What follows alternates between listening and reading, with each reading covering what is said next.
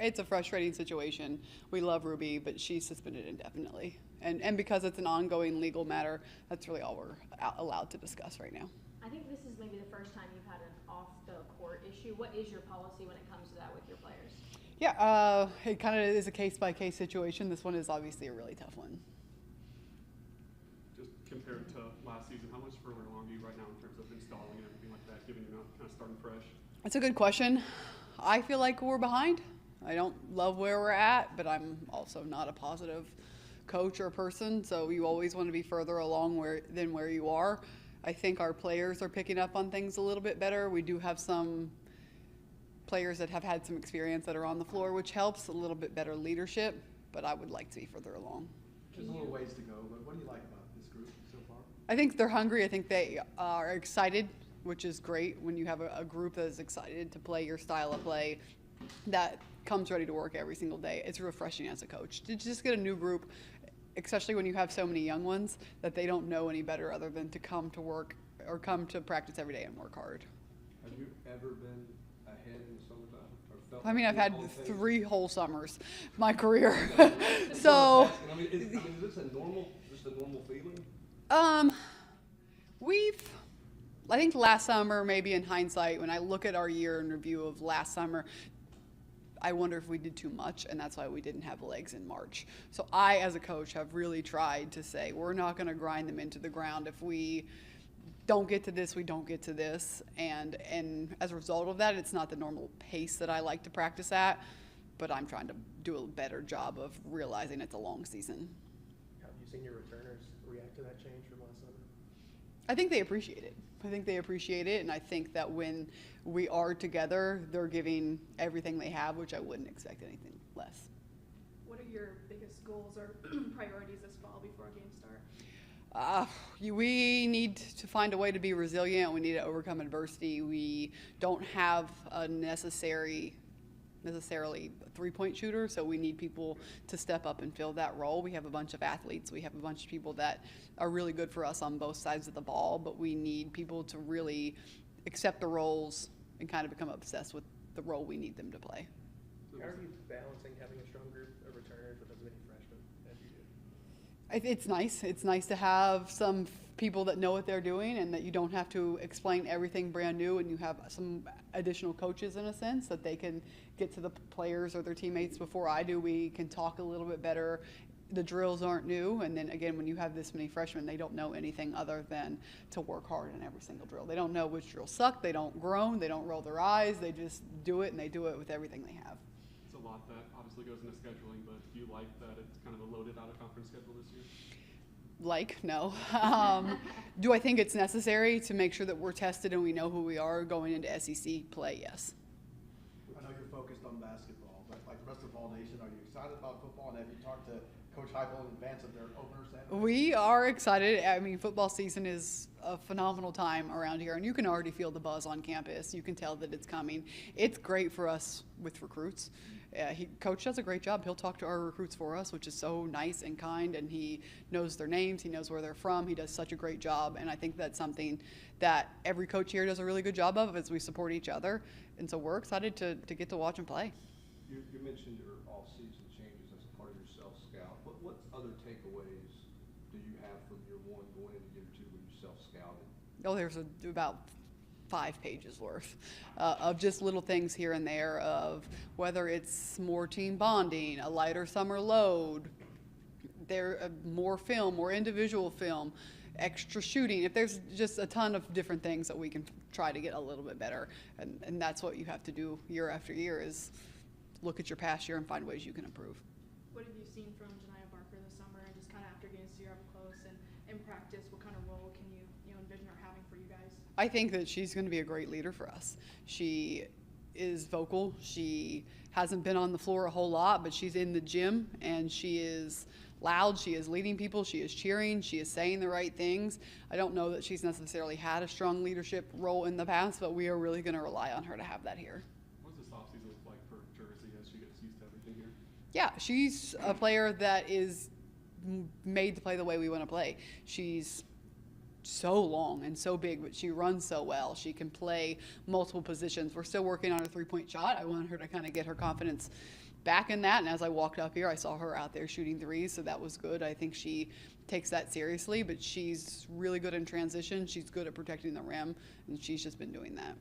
It feels like you're really critical of the team and of yourself. Is there, when the season was done, did you look at, like, take a step back and say, okay, but we actually did a lot of good, and what were those things that you felt like you wanted to continue? I think when you look at last year, and I will always say this, I appreciate that team. I loved those players. To make it to the Sweet 16 in year one, we wanted a little bit more, but that was a great step for our program. And if that group doesn't buy in and they don't play hard and they don't represent us well, then we're not able to recruit the way we want to recruit. We're not able to build the way we want to. Z Spearman got some 3-on-3 experience this summer with USA Basketball. Just how have you seen that impact her development, and how much different is she from last summer? I think one thing Z struggled with last year was confidence, and I think being able to represent our country has been huge for her, because I think she realizes that she's not the player she was when she got here. She has, the sky's the limit for her, and just continuing to build her confidence and show her who she is now versus who she used to be. It's going to be an ongoing battle with her, but USA Basketball definitely helped, and it was fun to watch her play. Where's Kaya at right now coming off the injury? Kaya's cleared. She's back in action, so it's good to have her back on the floor. It was a long road for her, so I think yesterday was her last day of having to go to rehab, and now she is just back, and we celebrated that, and so I'm proud of her. She has gotten back into things, and she has hit failure, and she has not blinked, she has not pouted, she has not quit, she has not given up, and I know that that's a hard injury to come back from. And to see her handle it, we praise her publicly, because to see her handle it and not show any emotion or any frustration, that's tough, and she's a tough player for that. How's Talasia different right now than when she first, I guess, when you first got to campus and met her? I think she knows what to expect. I do think Coop is still very far from her ceiling. She can be one of the best players in the country, and so we are working every day to make sure she sharpens some things up and can get there, because I have all the faith in the world of her on the court talent. She just needs to continue to work and continue to grind. Have any of the freshmen really kind of stood out in terms of getting things quicker, or looking like they're really going to earn, minutes for themselves this fall, this season? Yeah, I think all of our freshmen have done a great job. They don't know any better, so again, it's a clean slate. It's refreshing. You don't have to really go back and unteach a whole lot of things that they learned at this level. They just go out there and do it. I'm thankful that we have so many players that are kind of made to play this way. So we're not, this time last year we were saying go, go, go, do more, shoot quicker. You don't have to do that with this group. Our problems right now is we're playing too fast. We need to slow ourselves down, which is, I would rather have it be on that side than the other. I noticed at one point this summer it looked like Denia Paul had a knee brace on. Is she, ready to go? Is she, going to be healthy for the season? Yeah, she's good. You guys will see her today. She is a very good player. She's a little out of shape, and we just talked about that in the office, but she knows that. So she is a very, very special player. She's smooth. She can score at all three levels. Put her head, go down to the rim. I think last practice was her best practice of just getting to the rim, not finishing the way she wants to. But she's got some time to get her legs underneath of her. How much help is it that you have veterans who can coach on the floor? Because a year ago, and really the last 3 summers, I guess, you've been the one coaching and installing. Now you've got players who know, hey, I know what coach is talking about here. How much easier or better does that make practice go for you and your staff? It makes things go quicker. Your on-the-floor communication is better. I can watch it happen. I'll watch somebody make a mistake, and I'll be walking over to talk to them, and a player already has them. So that type of leadership is huge, and it will just speed everything up. You guys are going to have a busy fall with recruiting. What did you learn last fall maybe that you're going to take into this fall? Yeah, we learned a couple things about our visits of maybe where we want to do things. You spend a lot of time on your visits eating, so let's speed that process up. I mean, you think I'm kidding, but when you have visits every weekend and you're doing 3 sit-down meals a day for 3 days, it adds up. So speeding those processes up. Our players are our best recruiters, so getting our recruits in front of our players as much as possible. You obviously recruited well right out of the gate, but what's been the reaction this summer after a year of everybody getting to see what you guys did? What's the recruiting reaction been around the country as you visit with prospects? I recruit the same. I just recruit the players I want to recruit. I don't pay a lot of attention either way to anyone's reaction, positive or negative. How do you think Mia and Maya Powder are adjusting to college life, but also basketball? I think they love it. They're happy every day. Our freshmen are great. They got their little scooters. They zip all over campus. They have not missed a beat in practice. I don't think you would be able to tell who's freshman. I think you can watch practice today and you won't say, all right, that's a freshman mistake. We don't really do that. And so that says a lot about them. But they're leaders. They're not scared of anything. They're tough.